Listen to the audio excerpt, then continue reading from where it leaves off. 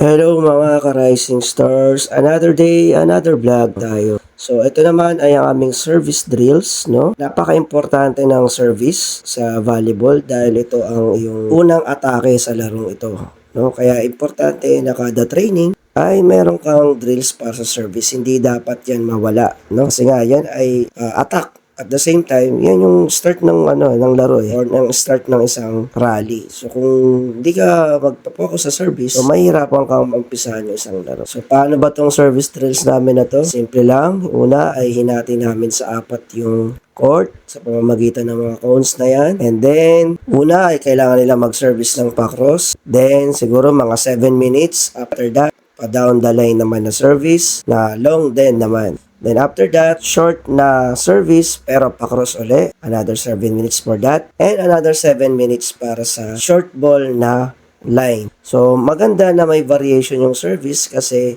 para marunong kang tumarget ng kalaban or ng kung saan merong space para mag-serve as your first attack. So, importante na marami kang kayang gawin pagdating sa service. At the same time, kung mapapansin nyo, meron tayong players na nagbe-burpees. So, ginagawa namin yan kapag nagkakaroon ng service error. Kasi kapag may punishment or sanction yung service error, mapoforce yung players natin na ayusin at itama ang service. Kasi kapag wala kang service, automatic yun. Error yun at magkakaroon ng score yung kalaban.